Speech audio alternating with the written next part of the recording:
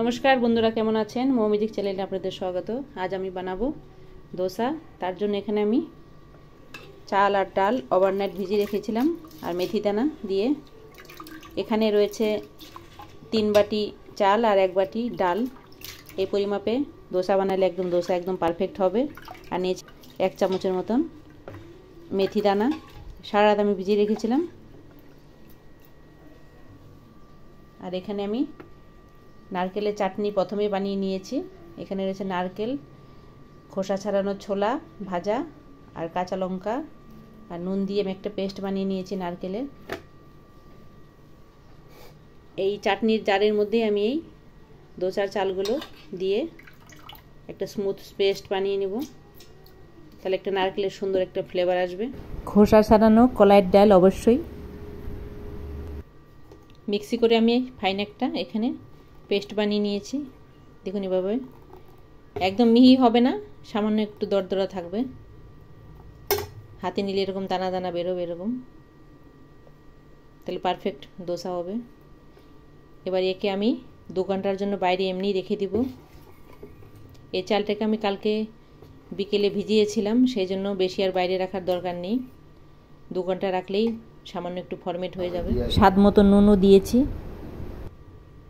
ব্যাটারটা আমি 2-3 ঘন্টার জন্য রেস্টে রেখেছিলাম, ভালোই ফরমেট হয়ে গেছে দেখুন। এবার এর মধ্যে দেব আমি সামান্য 1 চুটকি বেকিং সোডা। এর থেকে বেশি দেওয়ার প্রয়োজন নেই, এটা দিলে ক্রিস্পি হবে। এটা একটু ফাটিয়ে নিতে হবে, সামান্য একটু জল দিতে হবে।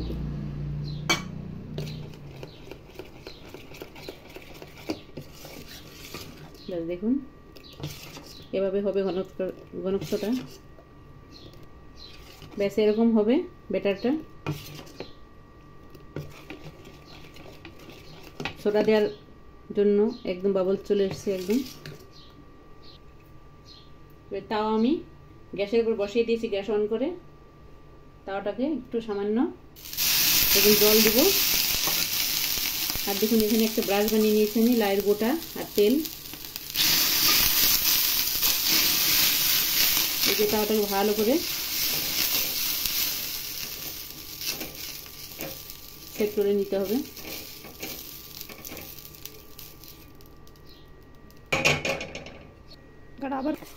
এবার 1 হাতের মতো আমি দিয়ে দিয়েছি এর ভিতরে, দিয়ে সামান্য একটু এটাকে একটু টাইম দেব, তারপর আমি ঘোরানো শুরু করব।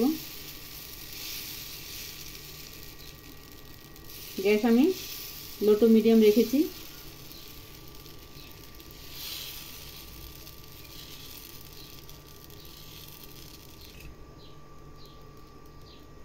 এবারে সামান্য একটু উপরে যখন হয়ে যাবে, এবারে এর উপরে 1 চামচ ঘি নিয়ে এভাবে উপর দিয়ে এভাবে লাগিয়ে দিতে হবে।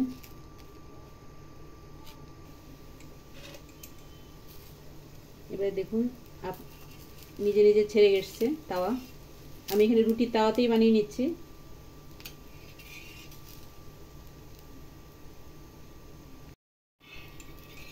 এবারে আমি উল্টিয়ে দেব। এবার একে এভাবে ফ্লিপ করে নামিয়ে নিতে হবে। দেখুন কি সুন্দর ক্রিস্পি হয়েছে।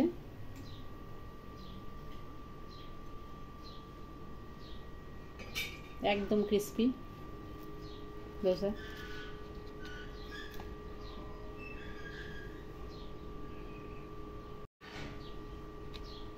সাথে নিয়েছি আমি সাম্বার, ডাল, আলু মশলা আর নারকেলের চাটনি।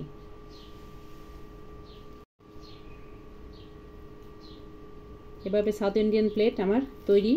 দেখুন কি সুন্দর ক্রিস্পি হয়েছে।